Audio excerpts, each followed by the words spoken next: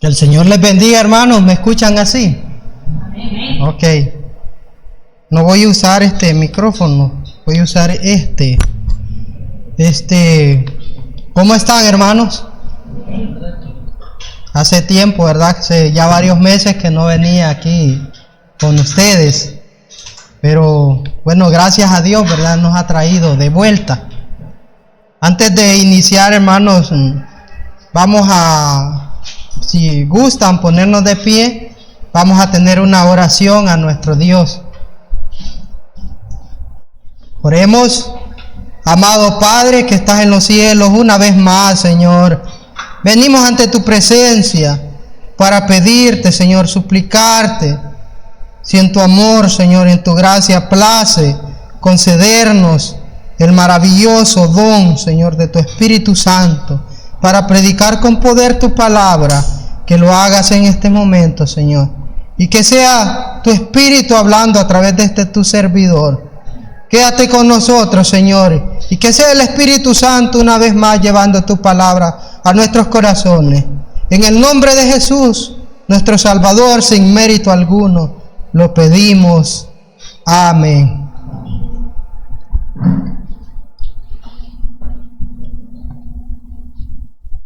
Ustedes saben, hermanos, cuál es el verdadero problema de este mundo. ¿Qué piensan los demás, hermano? ¿Será cierto que el pecado es el verdadero problema de este mundo? Sí, transgresión a la ley de Dios es lo mismo, ¿verdad? Pecado es. Entonces, ¿están de acuerdo ustedes, hermanos, que el verdadero problema de este mundo es la transgresión de la ley o pecado, como se le llama comúnmente? Pecado de transgresión a la ley de Dios. Sí, es lo mismo. Pecado, transgresión de la ley, pecado, transgresión de la ley, es lo mismo. La Biblia lo dice, ya lo vamos a leer. Entonces, de eso, hermanos, es lo que yo les quiero hablar el día de hoy. Del verdadero problema que hay en este mundo, el pecado. Primero, hermano, quiero dejar o compartir con ustedes dos textos bíblicos. Uno ya lo leyó nuestra hermana Mirna, ¿verdad? Y es Primera de Juan 3:4, el primero. ¿Qué dice Primera de Juan 3:4? Bien conocido, ¿verdad?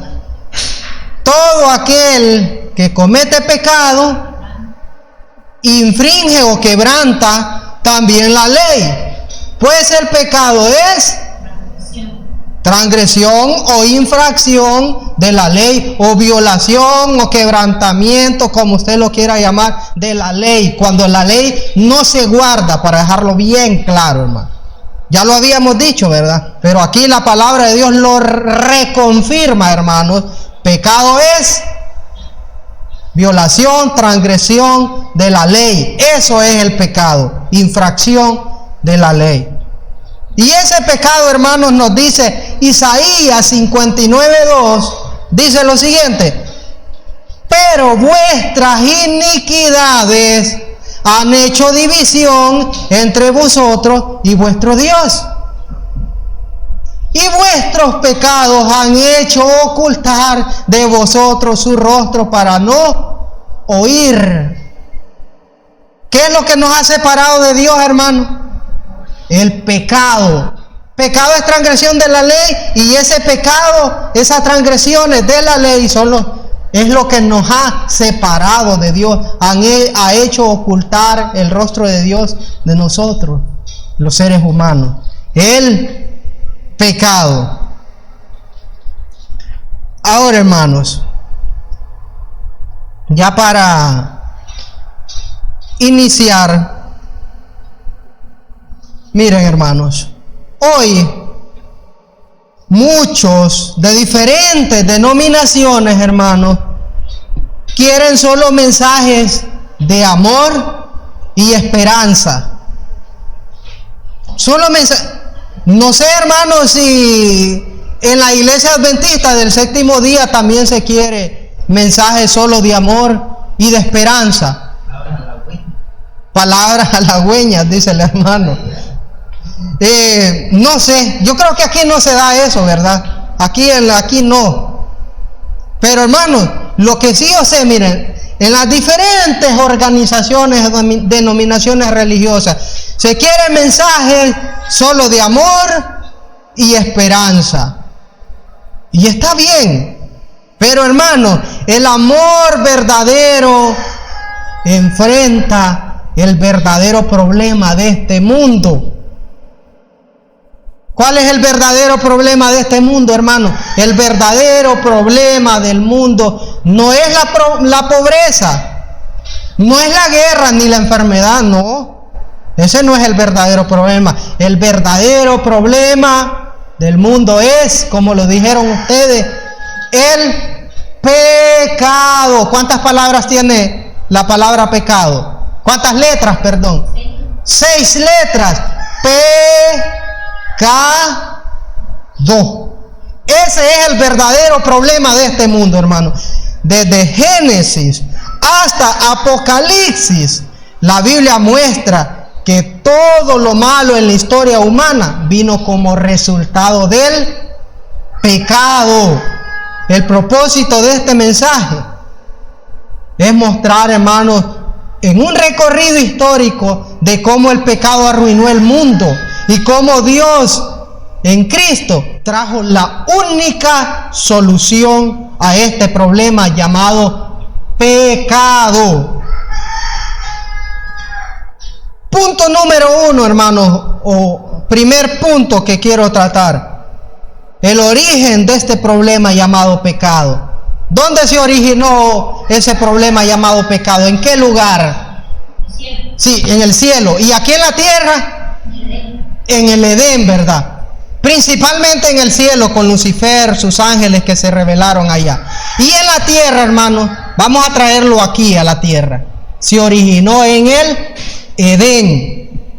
¿Cómo fue eso? Génesis 3:6 dice que Adán y Eva desobedecieron a Dios, comieron del fruto prohibido, hermano, codiciaron, ¿verdad?, ser igual que Dios,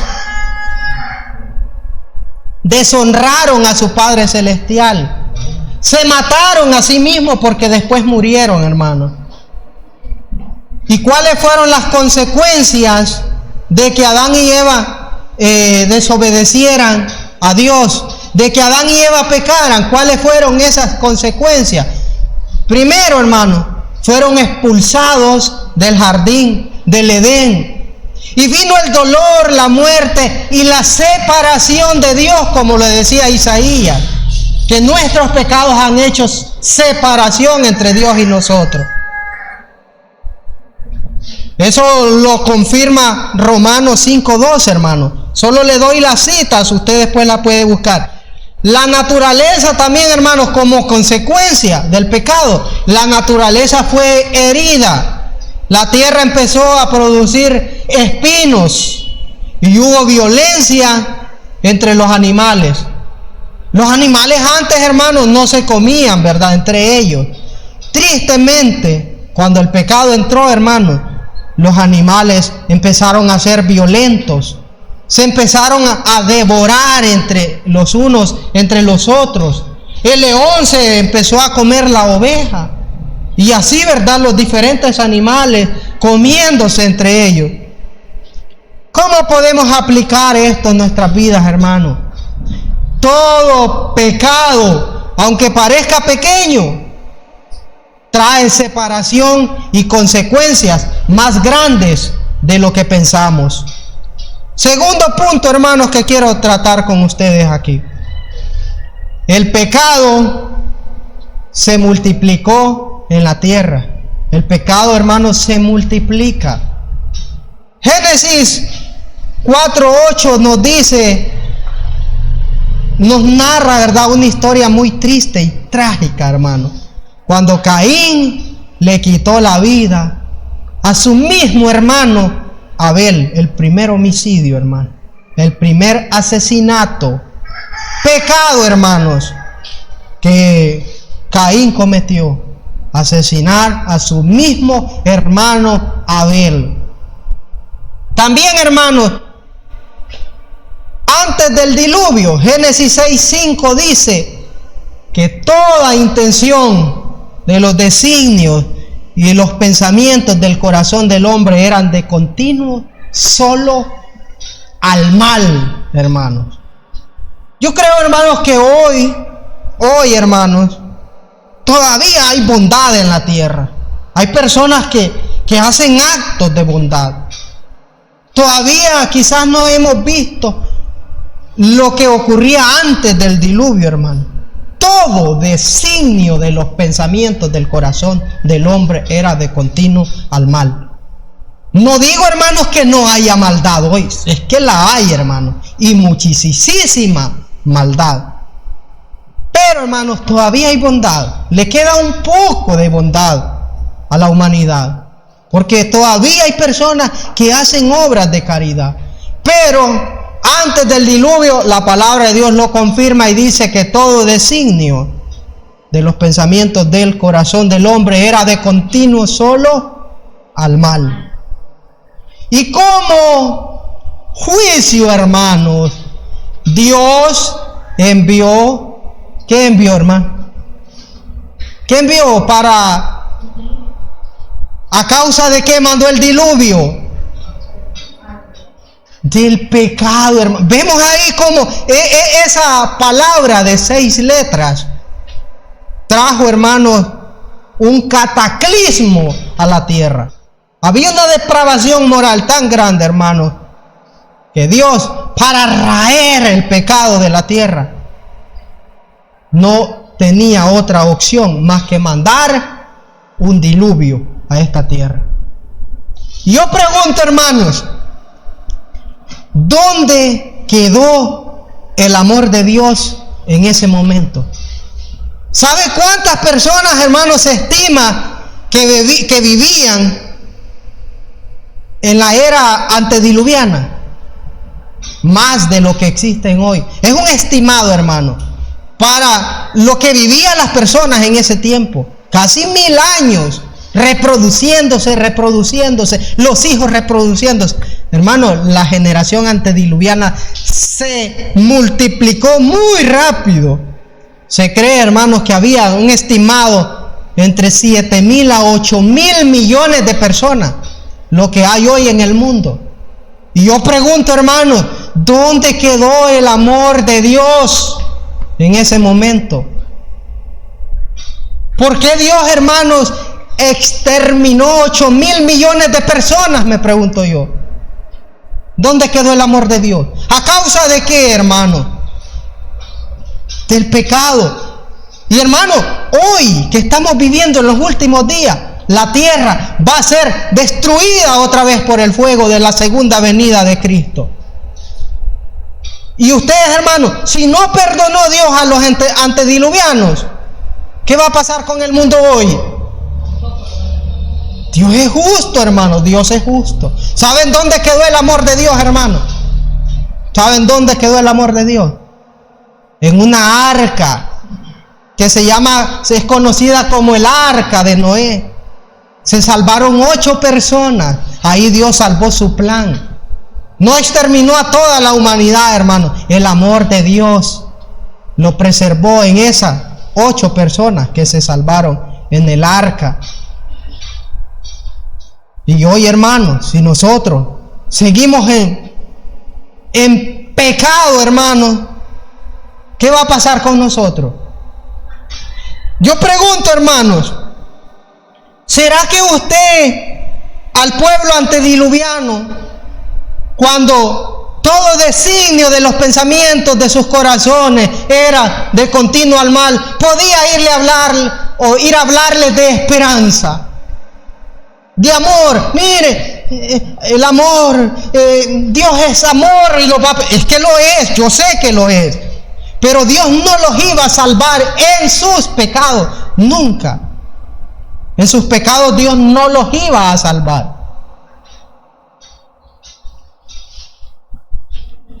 Al pueblo antediluviano, hermano, no se les podía hablar de amor, de esperanza. No, hermano, ¿de qué se les tenía que hablar?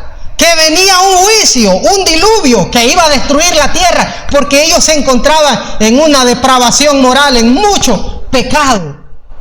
Eso era lo que tenía que decírseles, que estaban en pecado y que por el pecado Dios iba a destruir la tierra por medio de un diluvio. No se les podía hablar del amor de Dios. Del amor de Dios, hermanos, se les puede hablar a ustedes que ya son de Cristo. Se les podía hablar del amor de Dios a Noé, que estaban en el arca. Se les podía hablar de esperanza, porque para ellos había esperanza, hermano.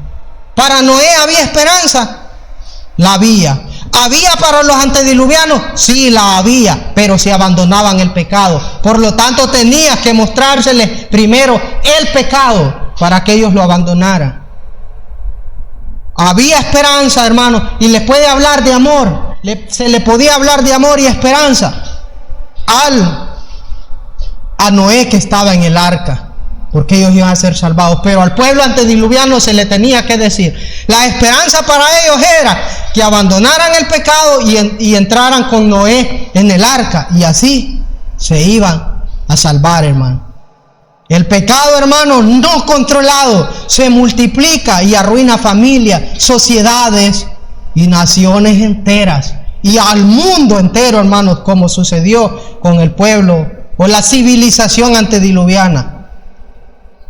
El pecado, hermano, tercer punto, el pecado arruina ciudades y pueblos. ¿Por qué fue destruido, hermanos, Sodoma y Gomorra, según Génesis 18:20? ¿Por qué fue destruido Sodoma y Gomorra? La palabra, ¿verdad?, de 6 letras otra vez. Pecado. ¿Cuál era el problema de Sodoma y Gomorra? Pecado, la depravación moral. Ese era su problema. Pecado. Por eso Sodoma y Gomorra fueron destruidos.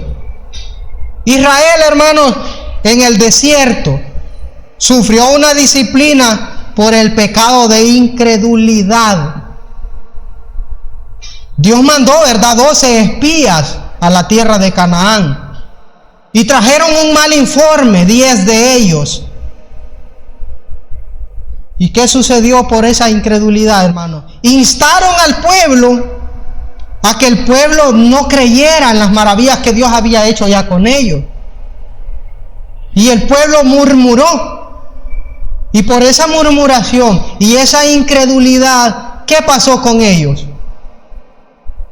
¿Entraron a la tierra prometida? No entraron, hermano. No entraron. Solo entraron. Bueno, de hecho, ni Moisés entró, hermano. Ni Aarón. Solo entraron 2 de los que salieron de Egipto. 2 hermanos de 20 años para arriba, solo 2 entraron, que fue Josué y Caleb, que fueron los otros 2 que sí dieron un buen informe. Pero ¿por qué no entraron los demás? Pecado. 40 años, hermanos, estuvieron en el desierto por el pecado. Por eso, hermanos, estuvieron en el desierto 40 años. El pecado, hermanos, colectivo trae consecuencias colectivas. El pecado de hoy puede destruir hogares, iglesias y naciones. Cuarto punto, el pecado en los reyes de Israel. ¿Quién fue el primer rey de Israel, hermano? ¿Cómo se llamó el primer rey de Israel? ¿Recuerdan?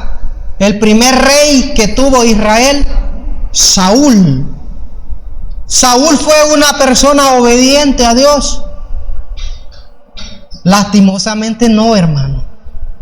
Saúl desobedeció y murió trágicamente. Murió en unas montañas, en unos montes conocidos como los montes de Gilboa. ¿Y saben quién más murió con él? Ahí. ¿Quién, hermano? Su hijo Jonatán, hermano. Las consecuencias. Y Jonatán era un hombre justo, era un hombre bueno. Pero las consecuencias del pecado de su padre, Saúl, lo arrastraron a él también. Y murió junto con su padre. en los montes de Gilboa. ¿A causa de qué, hermano? Pecado. Consultó, hermano, a los adivinos, y era algo que Dios había prohibido explícitamente que se hiciera, consultar a adivinos. Y Saúl lo hizo. ¿Saben qué pasó, hermanos, con Saúl? Murió a causa de su pecado. El pecado destruyó al rey Saúl, hermano. David, el rey David, el segundo rey, pecó con Betsabé. Su familia, hermano, sufrió violencia. ¿Qué pasó con el primer hijo que tuvo con Betsabé? Murió. Una de sus hijas le dijo Natán que la espada jamás se iba a apartar de su casa. ¿Qué pasó con la hija Tamar? La violó el mismo hermano Amnón. ¿Y qué hizo Absalón? Vengó la deshonra, ¿verdad?, de su hermana Tamar y lo mató. ¿Y qué pasó también con... se me escapa el nombre del otro. Absalón también murió, hermano, hijo de David. Y Adonías, el cuarto hijo, también murió, hermano, a causa del pecado con Betsabé. La Biblia es clara. A causa de eso, hermano, la espada jamás se iba a apartar de su casa. ¿Cuántos hijos perdió Saúl a causa del pecado de adulterio que cometió con Betsabé? 4 hijos perdió, hermano. ¿Se imaginan qué dolor tan terrible? 4 hijos perdió David a causa del pecado. Salomón, hermano, se inclinó a la idolatría. ¿Y qué sucedió con el reino? Fue dividido. Y, hermanos, no fue dividido en sus días, sino hasta después, en los días de su hijo Roboam. ¿Será, hermanos, que el pecado hoy puede dividir las iglesias? Si se dividió el reino de Salomón en el reino del norte, el reino del sur, las 10 tribus del norte, ¿verdad? Y las 2 tribus del sur, reino de Israel y el reino de Judá. Se dividió. Entonces, ¿será que hoy el pecado también puede dividir la iglesia? Perfectamente, hermano. Entonces Salomón se inclinó a la idolatría y el reino se dividió.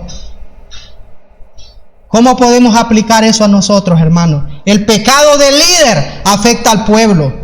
Y es que nuestras decisiones impactan más vidas de lo que pensamos. Quinto punto, hermano. El pecado destruye naciones enteras. Israel y Judá fueron llevados en cautiverio. Recuerdan, ¿verdad? Las 10 tribus que quedaron en el norte, primero fueron invadidos, hermanos, y fueron llevados y desaparecidos por completo. Y nunca más se volvió a saber de esas 10 tribus. Las 10 tribus del norte fueron llevados primero por los asirios en cautiverio. ¿A causa de qué, hermano? ¿Los escucho? Pecado. Y después vino Nabucodonosor y barrió Jerusalén, hermanos, el reino de Judá. ¿A causa de qué? El pecado. ¿Será, hermanos, que el pecado es un problema serio, hermanos, en este mundo? ¿Será que debemos ignorar el pecado? ¿Verdad que no?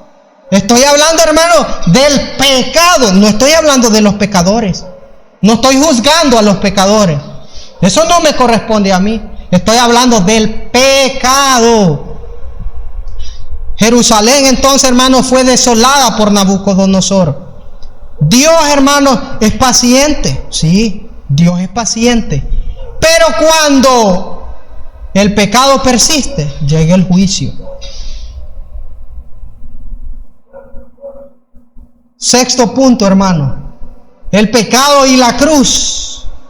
Cristo murió no por sus pecados, porque Él nunca pecó, Él no cometió pecado. Jesucristo era santo, sin pecado, nunca pecó. Él no murió, hermanos, por pecados que Él haya cometido, sino por los Por los míos, hermano, por mis pecados murió Jesús en la cruz. Y por los suyos, hermano, también Jesús murió por nuestros pecados. Jesús era santo, sin mancha y sin arruga. Escuche bien eso, hermano. Jesús era sin mancha y sin arruga. Jesús era ¿cómo? Santo, sin mancha y sin arruga. Y Cristo va a venir por una iglesia como igual que Él, ¿verdad? Santa, sin mancha y sin arruga. Por esa iglesia viene Cristo. La cruz, hermanos, muestra lo terrible que es el pecado y lo grande del amor de Dios. Mira qué interesante eso, hermano. En la cruz se muestra lo terrible, ¿verdad?, del pecado. Lo cruel que es, cómo el pecado le quitó la vida al Creador. Pero ahí también se muestra el amor tan grande de Dios al permitir que su Hijo Jesús muriera en una cruz cuando nosotros éramos aún pecadores, dijo Pablo. Si queremos, hermanos, ver qué tan grave es el pecado, escuche esto, hermano. Si usted, hermanos, quiere ver lo grave y terrible que es el pecado, ¿a dónde tiene que ver? A la cruz. Cuando a Adán, hermanos, le tocó hacer aquel primer sacrificio y vio la sangre de aquel corderito correr, hermanos, ¿a quién creen que vio en ese cordero Adán? Y allí se dio cuenta, hermanos, de lo grave que había sido su pecado. Si nosotros queremos ver lo grave que es el pecado, miremos a la cruz.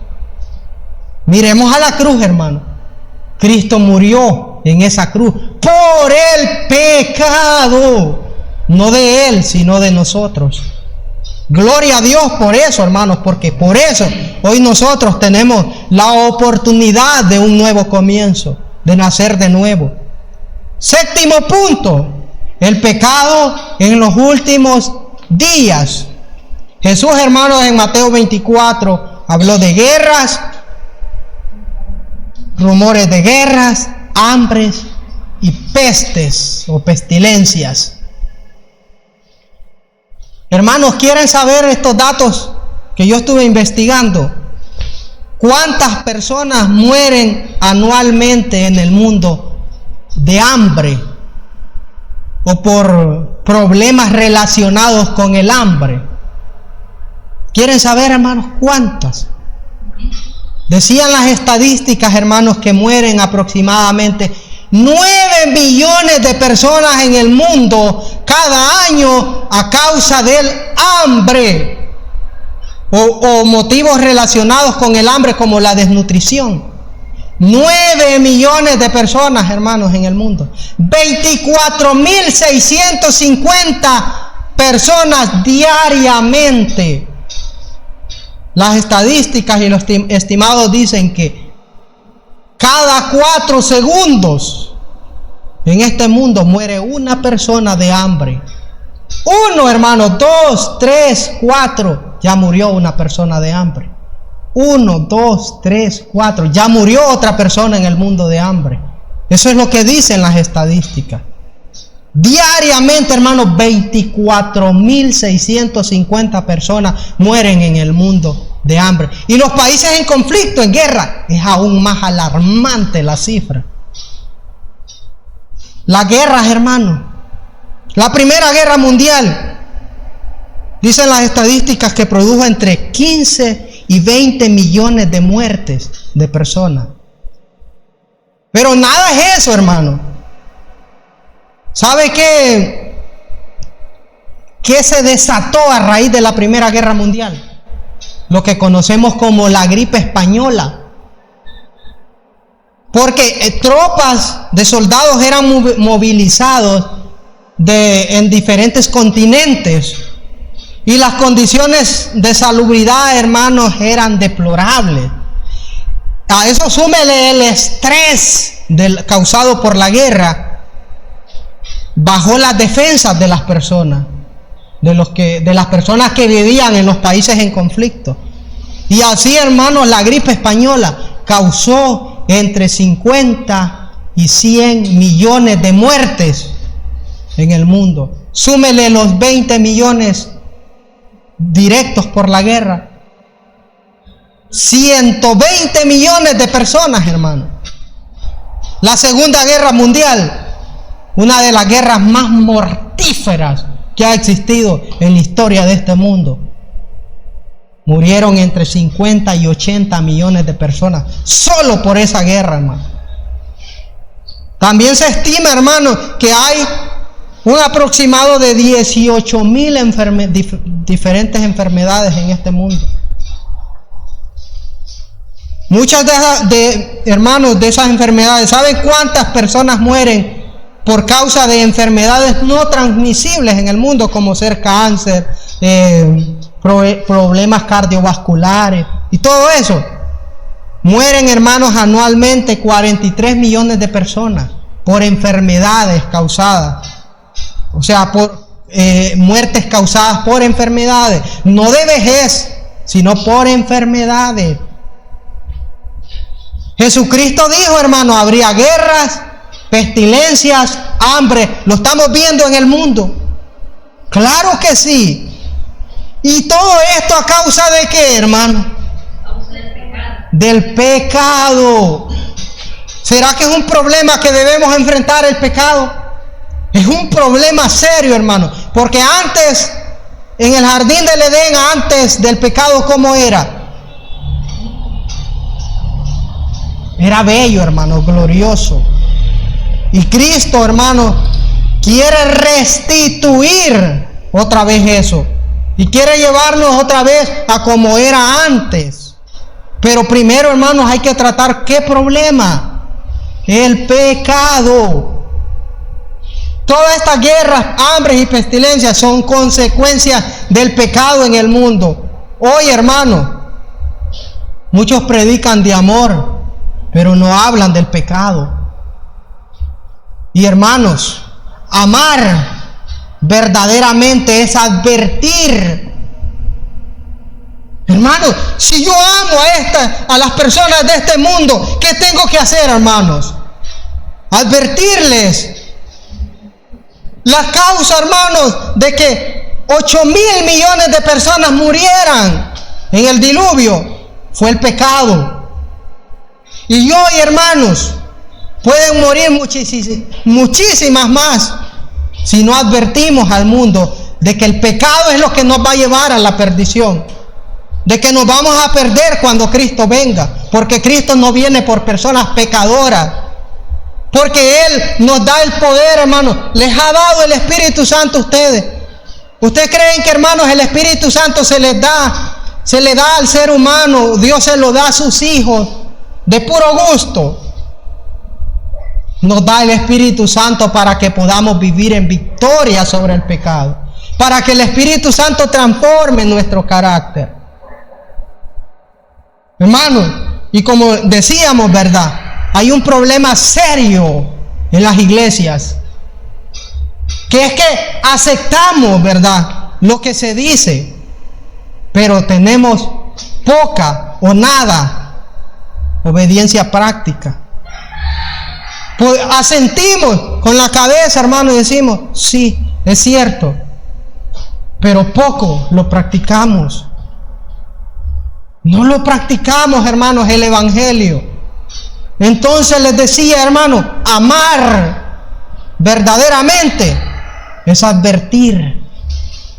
Este mundo, hermano, va a ser destruido a causa del pecado. El mensaje final de Dios, hermano, que se encuentra en Apocalipsis 14 y Apocalipsis 18, llama a enfrentar el pecado, no a encubrirlo, a enfrentarlo, a resolverlo, el pecado que cada uno de nosotros tenemos en nuestras vidas. Ahora, hermanos, el octavo y último punto que les quiero presentar: la solución definitiva al pecado. ¿Cuál es la solución definitiva del pecado? Este texto bíblico sí se los quiero, hermanos, compartir. Miren, ¿Cuál es la solución definitiva, hermanos, del pecado? Juan 1:29. Si lo pueden buscar, búsquenlo, hermanos. Juan 1:29. Dice lo siguiente, se lo voy a ir leyendo yo, hermanos, aquí para ir avanzando. El siguiente día vio Juan a Jesús. ¿De qué Juan está hablando ahí? De Juan el Bautista. El siguiente día vio Juan a Jesús que venía a él y dijo, y mire qué maravilloso lo que dijo, hermano. Ahí está la solución. Escuchen bien, hermanos, la solución del pecado. He aquí el Cordero de Dios que quita el pecado del mundo. ¿Dónde está la solución, hermano? En Cristo Jesús. La solución al verdadero problema de este mundo, que es el pecado, está en Cristo. Cristo es el que quita el pecado del mundo. No solo nos perdona, hermano, nos limpia de toda maldad. Jesucristo quita el pecado del mundo. He aquí, dijo Juan, el Cordero de Dios que quita el pecado del mundo. Y miren, hermanos, en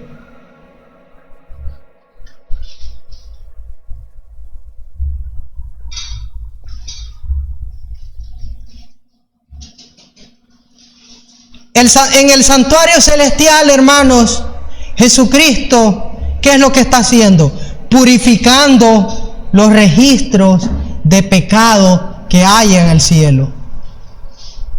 Ya que Jesús no quiere que en los registros del cielo haya pecados de su pueblo, porque eso es lo que está haciendo, purificando esos registros de pecado. Muy pronto, hermanos, terminará el pecado y habrá una tierra nueva, dice Apocalipsis 21 del 4 al 5. El pecado no tendrá la última palabra, hermanos. Cristo sí. El pecado no va a tener la última palabra, Cristo sí. Pero debemos decidir hoy de qué lado estamos. Si del lado del pecado o del lado de Cristo Jesús. Usted debe decidir, hermano. Yo debo decidir. Conclusión, hermanos. Desde el Edén hasta hoy, el pecado ha sido la raíz de todo sufrimiento. Lo que separa al hombre de Dios no es la falta de amor, ni la ignorancia, ni problemas sociales. Es el pecado. Cristo ya venció el pecado en la cruz y hoy ofrece perdón y poder para vencerlo en nuestra vida. Y mi llamado es, hermano, que reconozcamos nuestro pecado. Si hay pecado en nosotros, hermano, reconozcámoslo y confesémoslo. ¿Qué dijo Jesús? Si confesamos nuestros pecados, Él es ¿qué? Fiel y justo, ¿verdad? Para perdonar nuestros pecados. Y hasta ahí terminó el texto bíblico. Él es fiel y justo para perdonar nuestros pecados y ya. No, dice la otra parte. Y limpiarnos de toda maldad. Él ofrece, hermanos, poder para poder vivir en victoria. Entonces, reconozcamos nuestro pecado y confesémoslo. Decidamos vivir en obediencia a la ley de Dios. No, ¿y qué es hermano? ¿Qué es el pecado? Transgresión de la ley. Y si obedecemos la ley, no pecamos, ¿verdad? Vivimos en obediencia. Entonces eso es lo que Dios quiere. Decidamos, hermanos, vivir en obediencia a la ley de Dios, no en rebeldía. Aceptemos el sacrificio de Cristo, que no solo perdona, sino que limpia y restaura. Y Dios, hermanos, para esas personas que tengan la victoria sobre el pecado en este mundo, da una promesa, hermano. Y yo con eso voy a finalizar. Dios promete, hermanos, para cada uno de ustedes, para mí, un mundo, hermanos, sin pecado, sin ese problema. Porque eso es un problema serio, hermano. Y les voy a finalizar, hermanos, con ese texto de Apocalipsis 21:4, que nos dice, hermanos: enjugará Dios toda lágrima de los ojos de ellos, y ya no habrá muerte, ni habrá más llanto, ni clamor, ni dolor, porque las primeras cosas pasaron. Y eso es lo que Jesús, hermanos, promete a aquellas personas que tengan la victoria sobre el principal problema de este mundo, que es el pecado. Que Dios bendiga sus vidas, hermanos. Amén.